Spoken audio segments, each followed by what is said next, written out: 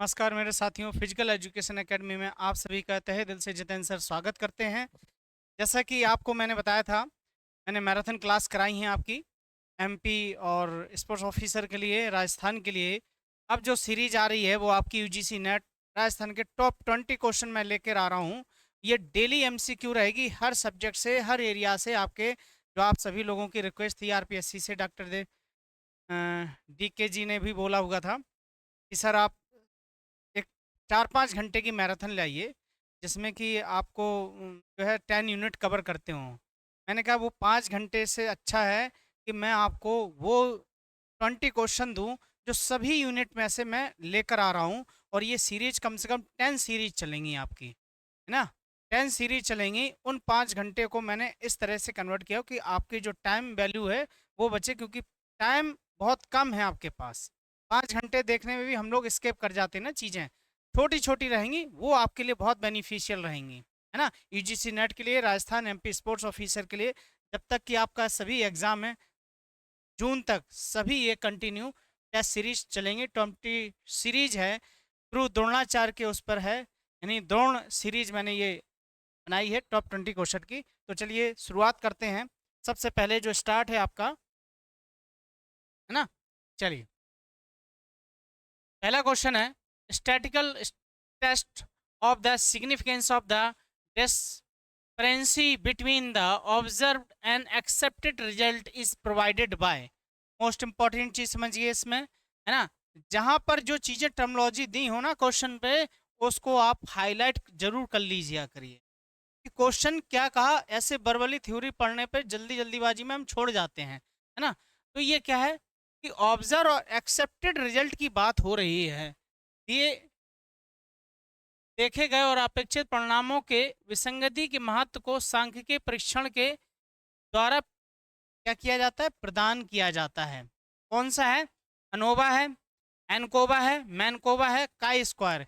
देखिए पहले तीन में तो क्या हो गया कि इसमें ग्रुप होते हैं मोर देन 3, है ना। एक मान लीजिए बास्केटबॉल ग्रुप ले लिया, आप अपने वॉलीबॉल ग्रुप ले लिया, एक आपने ले लिया हैंडबॉल ग्रुप। तो मोर देन 3 ग्रुप की जब बात होती है तो अनोवा लगता है, याद है। काई स्क्वायर क्या कहता है? तो काई स्क्वायर ये कहता है कि एक्सेप्टेड वैल्यू, ऑब्जर्व वैल्यू की बात इसमें होती है। Option number D is the right answer. जहां पर एक्सेप्टेड ऑब्जर्व वाली बात हो तो वो क्या हो गई आपकी, काई स्क्वायर की वैल्यू बताता है, याद रखिएगा। तो answer number D is the right answer, याद रखिएगा। फंक्शन ऑफ सटोरियस, देखिए ये कैसी है, सटोरियस जो मसल है आपकी कैसी है, टू जॉइंट मसल है, यानी हिप को भी जोड़ रही है और आपके किसको जोड़ रही है, हिप को भी जोड़ रही है और आपके नी को भी जोड़ रही है। यानी ये हिप को भी जोड़ेगी, एक मिनट, ठीक है। ये हिप को भी जोड़ रही है और आपके किसको जोड़ रही है, नी को भी जोड़ रही है ना, नी को भी जोड़ रही है। तो जो जैसे सटोरियस है वो आपकी टू जॉइंट मसल्स हैं, टू जॉइंट आपकी मसल्स है, याद रखिएगा। ये जो सटोरियस मसल्स है इसको हम टेलर मसल के नाम से भी जानते हैं। किसके नाम से? टेलर मसल के भी नाम से जानते हैं। तो इसका क्या काम है? Flexion of the hip and knee, flexion of hip, extension of knee, या extension of hip and flexion of knee, extension of hip और नी। ये बताना है आपको कि सटोरियस का क्या काम होता है, घुटने मोड़ने का। यानी जहां पर फ्लेक्शन की बात हो रही है, फ्लेक्शन माने ये क्या कर रहे हैं कि एंगल हो रहा है किसके बीच में, टू जॉइंट, जो दो जॉइंट हैं। जैसे आपका एल्बो है, आप एल्बो फ्लेक्शन कर रहे हैं तो ये दो जॉइंट के बीच में क्या हो रहा है, एंगल इंक्रीज हो रहा है, सॉरी एंगल डिक्रीज हो रहा है। एक्सटेंशन में क्या होगा, ये जैसे पेन है, ये एक्सरसाइज हमने की बाइसेप कर्ल की, तो ये क्या हो रहा है, एक्सटेंशन हो रहा, ये क्या हो रहा, फ्लेक्शन हो रहा। तो जब दो जॉइंट के बीच में क्या हो रहा है, एंगल इंक्रीज होगा तो क्या होगा, एक्सटेंशन होगा। और डिक्रीज होगा, है ना, तो क्या हो गया, वो आपका फ्लेक्शन होगा। ठीक, ये हो गया एक्सटेंशन, ये हो गया आपका फ्लेक्शन, याद रखिएगा। ठीक है। तो उसने कहा कि इसका काम क्या होता है, तो सटोरियस का काम होता है आपका, सटोरियस जो मसल होती है, हिप का फ्लेक्शन करना, हिप का फ्लेक्शन करना, है ना, और नी का एक्सटेंशन करना, ये कहलाता है, सॉरी, फ्लैक्शन, सॉरी दोनों का फ्लैक्शन ही रहेगा, है ना, याद रखना, ठीक। फ्लैक्शन ऑफ हिप एंड नी, यानी दोनों का ही फ्लैक्शन होगा, याद रखिएगा, है ना। चलिए, रिसर्च की बात हो रही थी, आप लोगों ने डिमांड की थी कि सर रिसर्च के भी क्वेश्चन ले आइए, तो रिसर्च के भी और स्टैटिक के भी क्वेश्चन है इसमें, याद रखिएगा। रिसर्च प्रपोजल कंसिस्ट्स ऑफ, देखिए जब रिसर्च प्रपोजल बनाई जाती है तो उसमें कौन कौन से पार्ट होते हैं। बहुत से माय डियर जो एमपीएड में भी आपका रिसर्च का भी सब्जेक्ट होता है, जिसको केंथ्रोपोमेट्री लेना होता है वो केंथ्रोपोमेट्री लेता है, जो रिसर्च लेता है वो रिसर्च के बारे में बताता है। जो पीएचडी ऑलरेडी इसमें होंगे, है ना। इंट्रोडक्शन होता है, रिव्यू ऑफ लिटरेचर होता है एंड कंक्लूजन होता है। Option number B, review of literature methodology and recommendation होता है। Introduction and review of the literature and methodology, methodology and recommendation and conclusion. तो किसकी बात होती है, एक शोध प्रस्ताव में हम किसकी बात करते हैं मेरे साथियों, ये आपको बताना है। चलिए किसकी बात करेंगे हम, तो सबसे पहले देखिए इंट्रोडक्शन हो गया कि हमारी, सबसे पहले तो क्वेश्चन होता है कि प्रॉब्लम, क्वेश्चन रिसर्च कहाँ से शुरू होती है, प्रॉब्लम। जब हम प्रॉब्लम फाइंड आउट करते हैं, ठीक है, इसके बाद हमने क्या देखा कि उसके बारे में कहीं और रिसर्च हुई है, या रिव्यू ऑफ द लिटरेचर के बारे में हम उसके लिटरेचर को देखते हैं। तो सबसे पहले हम इंट्रोडक्शन, यानी जिसके बारे में हम पता करें कि मेरी ये प्रॉब्लम है, कि मेरा एक्सीडेंट हुआ तो कैसे हुआ, क्या ड्राइवर को नींद आ गई थी, या गाड़ी ओवर स्पीड में थी, या गाड़ी के सामने कोई आ गया था। तो ये क्या है, रिसर्च हो गई, है ना। रिव्यू ऑफ लिटरेचर, उसके बाद हम देखेंगे, रिव्यू करेंगे लिटरेचर के बारे में पढ़ेंगे। Then methodology, option number C is the right answer. ये सीक्वेंस होता है आपके रिसर्च प्रपोजल का, इसका रिसर्च प्रपोजल का मेरे साथियों। तो आंसर ऐसे आपको रटना नहीं है, कंसेप्ट से चलना है, याद रखिएगा, ठीक। चलिए नेक्स्ट है, which organ perform endocrine as well as exocrine होता है, सॉरी यहाँ पर एक्सोक्राइन, यानी ऐसा कौन सा ऑर्गन है जो आपको एक्सोक्राइन और इंडोक्राइन का दोनों ही कंबाइंड काम करता है, ठीक है। तो function in the human body, कौन सा अंग मानव शरीर में अंतःस्रावी के साथ साथ, ठीक है, वह है, वह है स्रावी, ठीक है, वह है स्रावी का काम करता है, ठीक है। तो ये बताना है आपको कौन सा काम करेगा, तो भैया पेनक्रियाज जो एंडोक्राइन एक्सोक्राइन का काम करता है, क्या काम करता है, पेनक्रियाज, ठीक। पेनक्रियाज जो है आपका एंडोक्राइन एक्सोक्राइन दोनों का काम करता है, याद रखिएगा।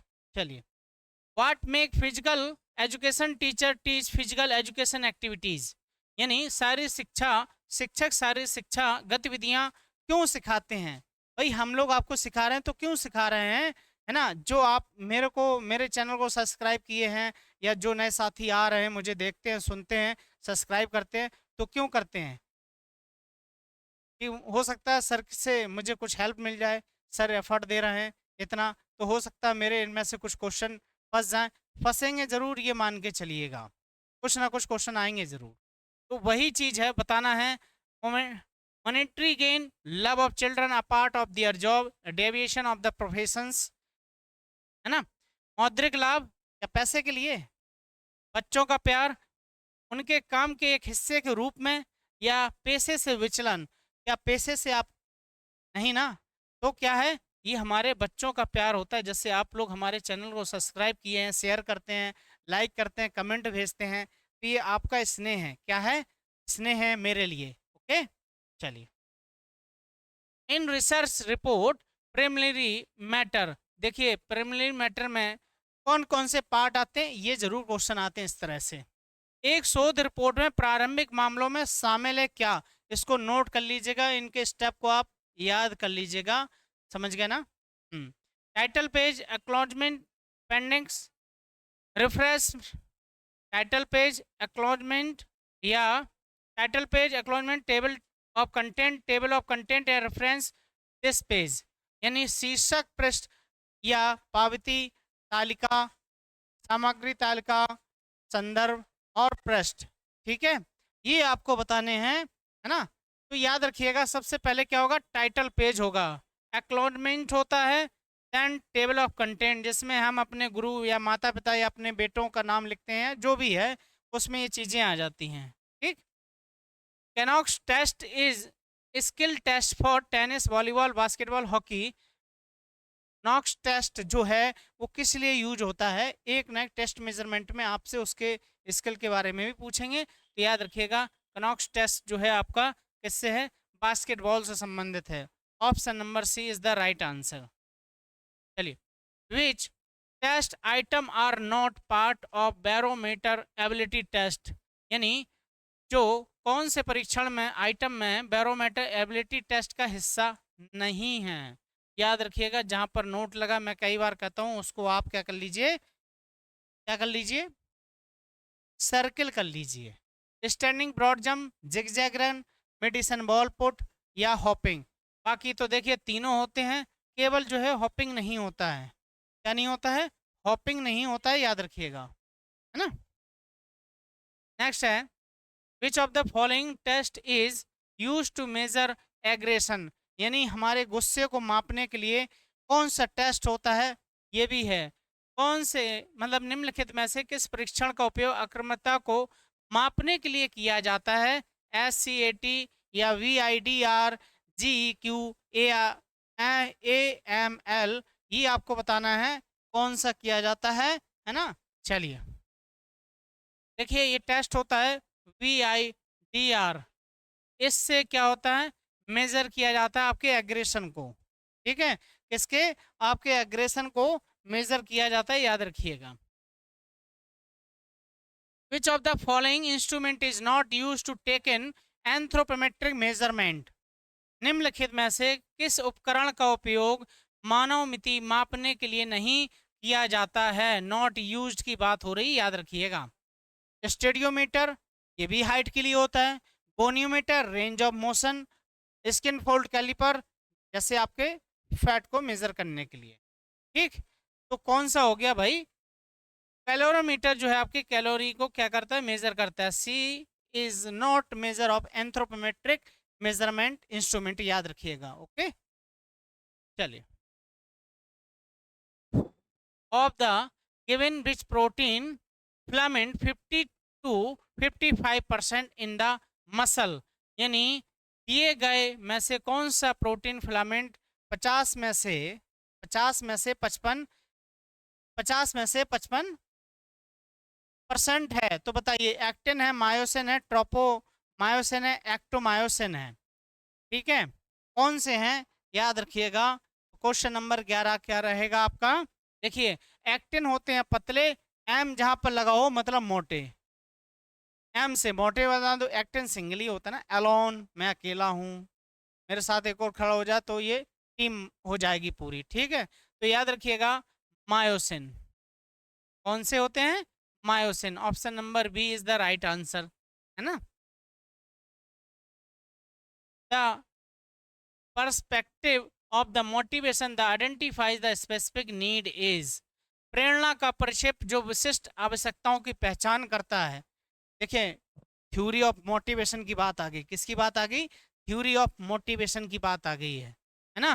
Content theories, process theory of motivation, equality theory and OB mod theory, expectancy theory, यानी प्रत्याशा का सिद्धांत, याद रखिएगा। तो क्वेश्चन नंबर 12 आपका क्या कह रहा है, तो याद रखिएगा, देखिए इसमें जो पर्सपेक्टिव मोटिवेशन स्पेसिफिक नीड की बात होती है तो वो कंटेंट की बात आती है ना, किसमें, सामग्री सिद्धांत कहलाता है, याद रखिएगा। Option number A is the right answer. The number of chromosomes in human somatic cell are, मानव दैहिक कोशिकाओं में गुणसूत्रों की संख्या कितनी होती है, क्रोमोसोम्स, गुणसूत्र की संख्या। अगर इसी में जोड़ों में पूछा जाता तो 23 होते हैं, और अगर गुणसूत्रों की संख्या पूछी गई है यानी क्रोमोसोम्स के नंबर पूछे गए हैं तो वो कितने होंगे, 46 होंगे। ठीक है, क्लियर है। चलिए, movement of limbs toward the mid line of the body is also known as, यानी शरीर की मध्य रेखा की ओर अंगों की गति को कहा जाता है अबडक्शन, एडक्शन, फ्लेक्शन, एक्सटेंशन। देखिए फ्लेक्शन एक्सटेंशन तो नहीं, ये क्या है आपके जो है angle decrease between two joint, between joint, angle increase between joint. ठीक, अब ये क्या हो गए, एडक्शन की बात होगी। मान लीजिए ये आप हैं, ये क्या है आप हैं, मान लीजिए मैं ही हूँ, आप नहीं हैं यहाँ, मैं यहाँ पर हूँ। ठीक है, तो ये जो मिड लाइन है, ये जो मिड लाइन जा रही है, अब यहाँ से हम बॉडी के मूवमेंट को ऑब्जर्व करेंगे।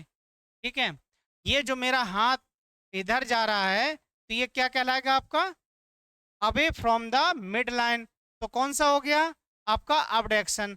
यही movement just toward the mid line आएगा तो वो क्या कहलाएगा आपका एडक्शन। जब हम शरीर की रेखा के मध्य तरफ आ रहे हैं तो वो क्या कहलाएगा आपका एडक्शन, और जब मध्य रेखा शरीर की मध्य रेखा से दूर जा रहे हैं तो अबडक्शन। क्लियर हुई टर्मोलॉजी, है ना। तो ये क्या होगा एडक्शन। ठीक है, ठीक, नहीं दूर नहीं, ये पास आएगा। चलिए,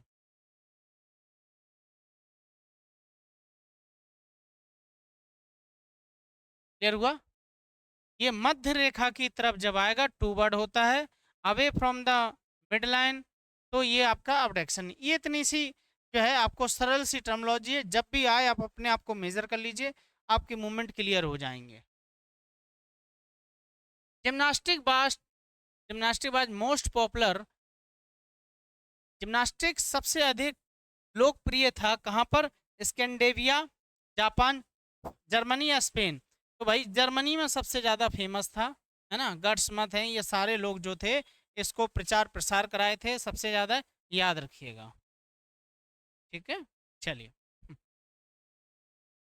internal criticism is require step to check the authenticity of data, data की प्रामाणिकता जांच करने के लिए आंतरिक आलोचना की एक आवश्यक कदम है। तो ये जो इंटरनल क्रिटिसिज्म है और एक्सटर्नल क्रिटिसिज्म है, ये किसमें पार्ट है, ये इस तरह से क्वेश्चन पूछे जाएंगे। जैसे कॉज एंड इफेक्ट किसमें हो गया आपका, एक्सपेरिमेंटल रिजल्ट्स की बात हो गई, कॉज एंड इफेक्ट की बात आपके इसमें हो गई एक्सपेरिमेंटल रिसर्च की। तो जो हिस्टेरिकल रिसर्च होती है उसमें ये आपका आता है इंटरनल और एक्सटर्नल क्रिटिज्म की बात होती है, आलोचना की। ठीक है, हम उस पर बहस करते हैं, है ना। चलिए, क्वेश्चन नंबर बी इसका राइट आंसर है 16 का। 17 देखिए, विच of the following student need teacher for greater attention, निम्नलिखित में से किस छात्र को अधिक ध्यान देने के लिए शिक्षकों की आवश्यकता होती है, यानी किस तरह के जो छात्र होते हैं उन पर टीचर को ज़्यादा ध्यान देना होता है। Slow learner, introvert, gifted, fast learner. तो सबसे बात भाई जो स्लो सीख रहा है, आपने बताया कि डिस्को पट में भाई ऐसे जो शॉर्ट पुट को ऐसे रखना है, यहाँ प्लेस करना है, फिर ऐसे फेंकना है। अब वो यहीं नहीं रख पा रहा कि यहाँ पाम कर रहा है, फिर ये कर रहा है, फिर ये यहाँ रख रहा है, ऐसे रख रहा है, ऐसे फेंक रहा है ना। तो ये सारी चीज़ें क्या हो गई आपकी, सीखने वाला स्लो लर्नर।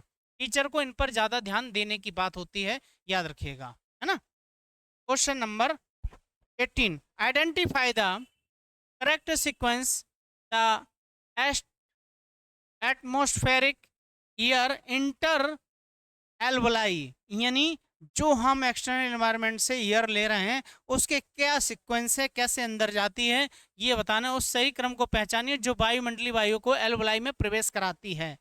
जहां पर गैसेस एक्सचेंज होती हैं उसको हम क्या बोलते हैं, एयर शेक बोलते हैं, है ना, एयर शेक, है ना। इस तरह के यहाँ पर एक्सचेंज होती हैं गैसेस का, याद रखिएगा, है ना। गैसेस का एक्सचेंज एल्वलाई, एयर शेक जिसमें हम बोलते हैं, याद रखिएगा। क्वेश्चन नंबर 18, लेगरेक्स है, फेरेक्स है, ट्रैकिया है, ब्रोनकाई है ना। ये आपको बताना है, फेरेक्स है, लैरिक्स है, ट्रैकिया है, ब्रोनकाई है। ब्रोनकाई है, फेरेक्स है, लैरिक्स है, ट्रैकिया है। तो भैया सबसे पहले फेरेक्स आता है, फिर लैरिक्स आता है, ये कॉमन सी बात है। पी एल, पी बी, बस इसको याद रख लो कि प्रमोद लाल को टीबी हो गया, प्रमोद लाल को टीबी हो गया। ये सीक्वेंस है, ऐसे आप भूलेंगे नहीं। प्रमोद लाल को टीबी हो गया, है ना। बस याद रखिएगा, option number B is the right answer.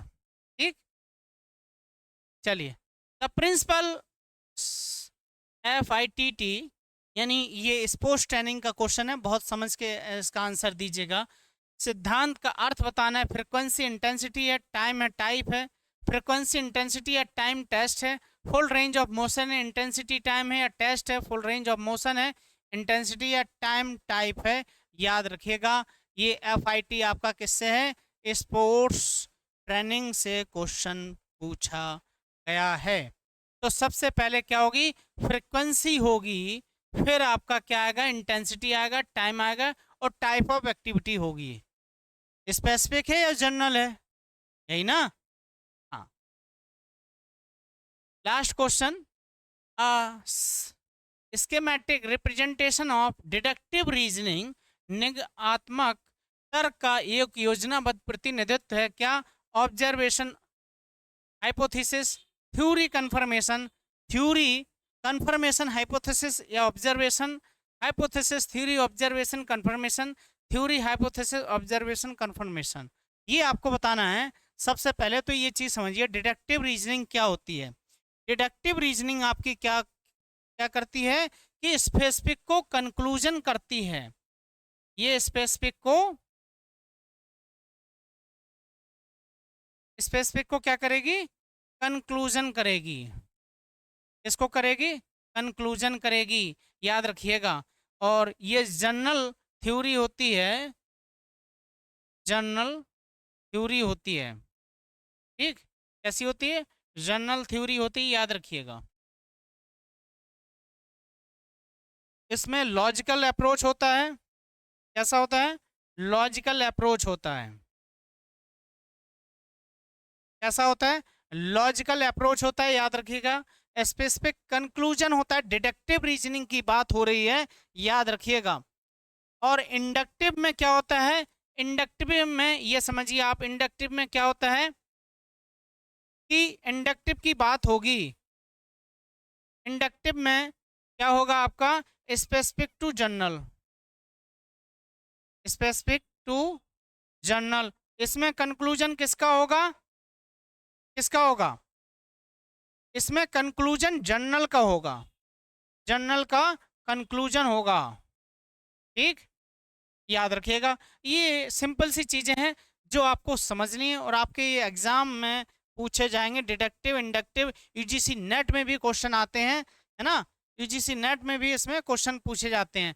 तो ये डिडक्टिव की बात आ गई, तो डिडक्टिव क्या कर रहा है? Theory, hypothesis, then confirmation. D is the right answer, है ना। D is the right answer. तो ये तो थी मेरी जो दौड़ सीरीज जो मैं लेके आया हूँ आपके लिए, दौड़ना सीरीज जो मैं लेकर आया हूँ आप सभी के लिए। याद रखिएगा, है ना। ऑफलाइन बैच चल रहा है, जो बच्चे आना चाह रहे हैं अभी भी मैं कह रहा हूँ उनके लिए दरवाजे खुले हैं। ऑफलाइन में आप सभी बच्चों का स्वागत है। तहे दिल से जितेंद्र सर आप सभी का स्वागत करते हैं। ठीक है। फीस भी आपकी TGT स्पेशल जो चल रही है, चंडीगढ़ जो चल रही है, सभी की फीस मैंने रख रखी है केवल 2500 रुपये, केवल 2500 रुपये, है ना। इससे सस्ता और इससे अच्छा जो है नोट्स आप कभी भी मेरी क्लास में आके देख लीजिएगा कि आपको किस तरह का मेथड और टीचिंग का, वे ऑफ टीचिंग का और जो स्टडी मटेरियल मिलता है वो आप खुद ही समझ जाएंगे। और बच्चे आ रहे हैं तो इस सिलेक्शन होगा तो खुद ही पता चलेगा कि किस तरह का सर ने पढ़ाया हुआ था, है ना। इससे ज़्यादा अपने मुंह से मैं यहाँ पर सोशल मीडिया पर कुछ कहना नहीं चाहता हूँ, है ना। मेरी मेहनत ही रंग लाएगी और मेरे बच्चे जो हैं उसको अच्छे उसमें कन्वर्ट करेंगे रिजल्ट का, ये मुझे 100% विश्वास है। तो इसी के साथ मिलते हैं नेक्स्ट सीरीज में दौड़ की जो है। और इससे पहले मेरे साथियों जो भी मैराथन क्लास चलेगी और BPSC की मैराथन क्लास को मैंने लगा रखा है, वो मैराथन क्लास आपकी 100% 10 PM चलेगी ज़रूर। 10 PM का जो है इस पर चलेगी ज़रूर। ठीक है। तो मिलते हैं कल फिर एक नए लेक्चर में नए वीडियो के साथ। जय हिंद मेरे साथियों। इसी के साथ आप सभी का तहे दिल से जितेंद्र सर बहुत स्वागत करते हैं। चैनल को शेयर सब्सक्राइब जरूर करिए, टेलीग्राम से जुड़िए और जिसमें पीडीएफ आपको फ्री मिलेगी। इसी के साथ साथियों मेरे जय हिंद, मेरे साथियों जय हिंद।